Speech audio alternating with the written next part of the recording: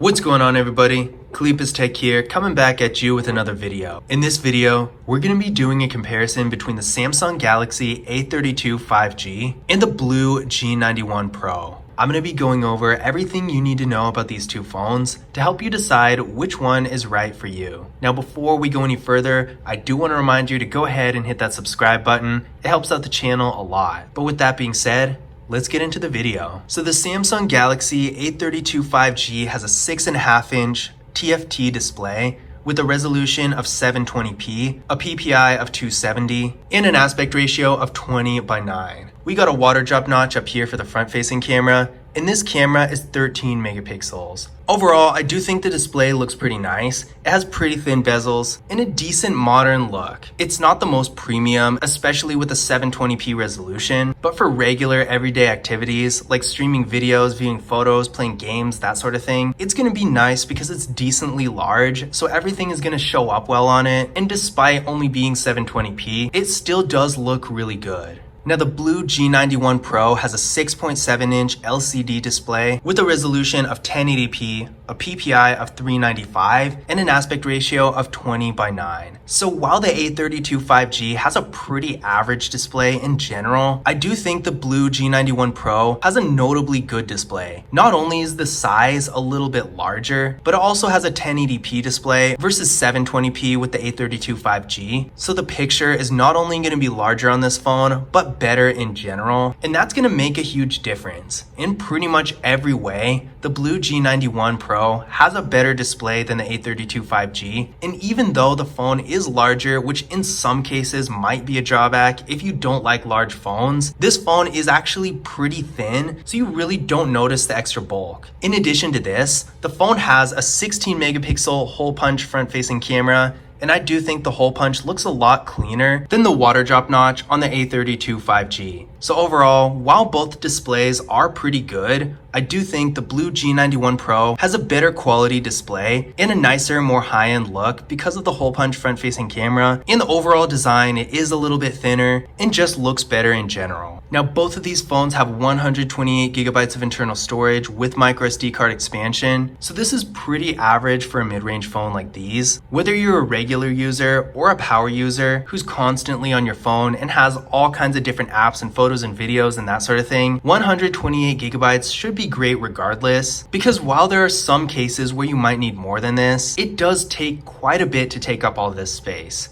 Even if you don't think you need it, apps, the system, data in general, it's all getting larger and larger as time goes on, so it's always a good idea to have a little extra. Regardless, while 128 gigabytes of internal storage is great, it's pretty much the same for most mid-range phones, although there is the occasional phone in this price range that does have less. Now, I do believe the A32 5G actually has a variant with only 64 gigabytes, but for the purposes of this video, this specific phone in my hand, as you can see right here, is the variant with 128 gigabytes. Now, one little advantage the BLU G91 Pro has over the Samsung Galaxy A32 5G is wireless charging. The Samsung Galaxy A32 5G does not have wireless charging, but the BLU G91 Pro does. It supports 10-watt wireless charging, which can be really useful if you like that feature. It's not a game changer by any means, but I personally like wireless charging so much that to me it kind of would be. But if you don't use wireless charging, of course, this doesn't really matter. I just think it's really cool that a phone that's not a flagship phone for once actually has wireless charging, because not very many of them do. Now, both of these phones have fingerprint scanners and face unlock, so you got some great security options here. With the Samsung Galaxy A32 5G, we got a fingerprint scanner right here in the power key. And with the BLU G91 Pro, we got the fingerprint scanner right back here. Both good spots, so let's take a look at how well they work. So we're gonna start off with the Samsung Galaxy A32 5G. There we go, one more time. And there we go. As you can see, it's real fast and responsive, and I really like the convenient placement of this fingerprint scanner. Having it right on the power key is so nice. Since you're gonna probably touch that button anyway to wake up the display, why not just make it unlock at the same time? Moving on to the BLU G91 Pro. There we go, one more time.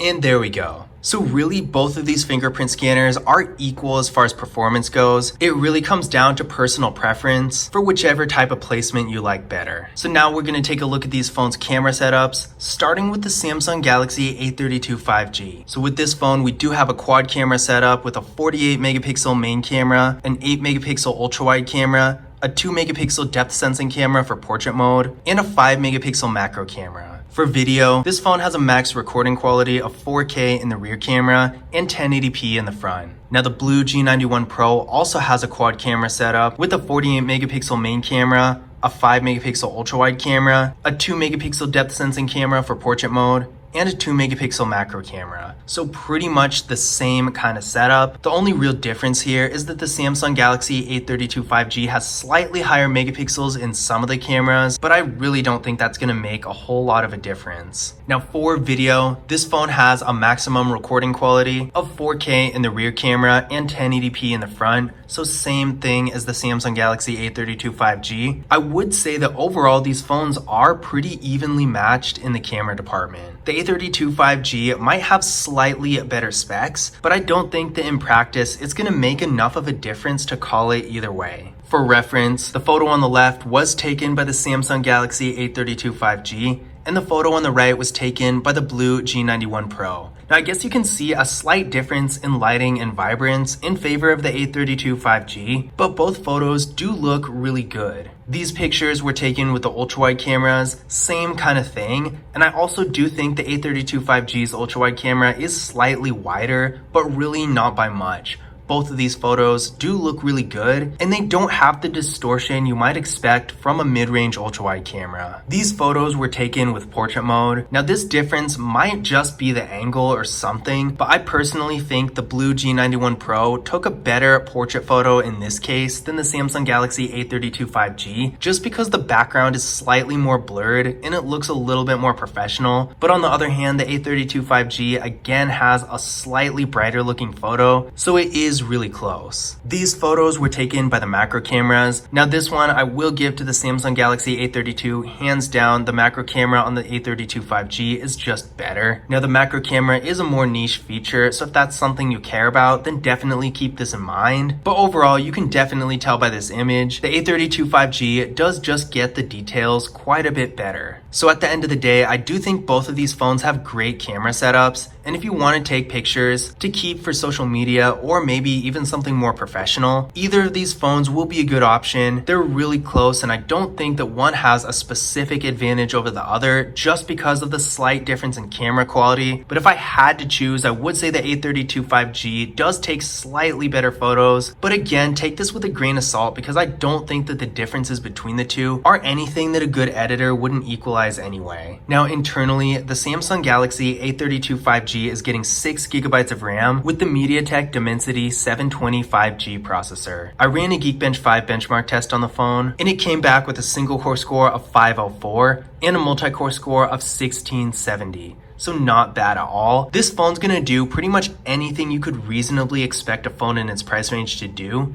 and there's really not gonna be a whole lot that it can't do. Of course, it's not gonna be flagship level, it's far from that, but at the same time, if you want to do a decent amount of high performance gaming, it should be able to run stuff like Call of Duty, Fortnite, all that perfectly fine, as long as it's in a lower graphics mode. Video editing and all that should be okay too, and for regular everyday use, like going on the web and going on social media and stuff like that, it will be really fast. Now the BLU G91 Pro is also getting 6 gigabytes of RAM with the MediaTek Helio G90 processor. I ran a Geekbench 5 benchmark test on this phone too, and it came back with a single core score of 490 and a multi-core score of 1614. So these numbers are so close, I really don't think the performance difference is going to be significant at all. So I wouldn't base a decision on that. However, I will say the Samsung Galaxy A32 5G is, as the name suggests, a 5G phone, whereas the BLU G91 Pro is not. So if you want a 5G phone, if you want to get on that 5G network, the Samsung Galaxy A32 5G is going to be the way to go because the BLU G91 Pro, while being a fast phone, is not a 5G phone. But that being said, I do think it's really impressive that the BLU G91 Pro can pretty much keep up with the A32 5G, despite the fact that the A32 5G is a 5G phone and the BLU G91 Pro is only 4G. Not all the time, but a lot of the time, 5G phones do tend to be a little bit faster and more powerful processing-wise than 4G phones in the same price range. But with these two phones, that's really not exactly the case because they are really close. Now, battery-wise, these phones are almost equal,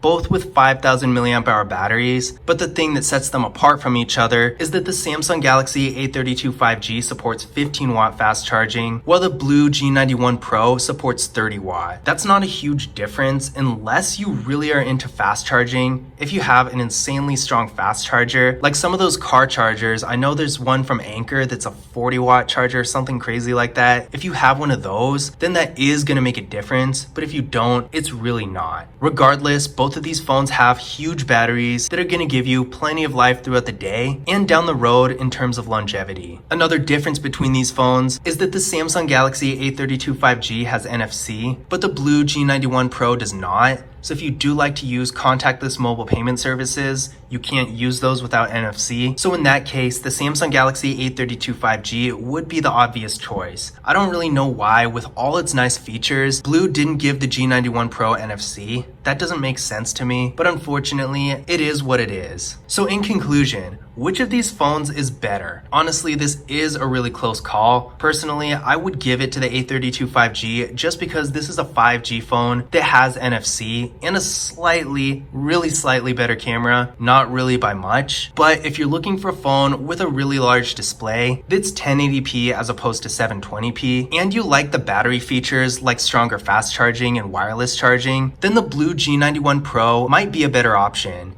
Either way, I'm honestly surprised that BLU made a phone that's so competitive with the Samsung Galaxy A32 5G, because this is one of the better mid-range phones you can get. And BLU, while making really good phones, doesn't typically make phones that can compete with mid-range phones like this, especially with Samsung. A 5G Samsung phone that's in this price range is no joke. So while I do think overall the Samsung Galaxy A32 5G is still the better choice between these two for most people's needs, the BLU G91 Pro really impresses me with how close it comes. But at the end of the day, if you're looking for a really reliable mid-range phone with great features and a powerful processor, then either of these phones will be a good option. But I hope you guys enjoyed the video, and I hope you found this information useful as well. If you did, don't forget to leave a thumbs up and subscribe to the channel. And as always, I will see you in the next video.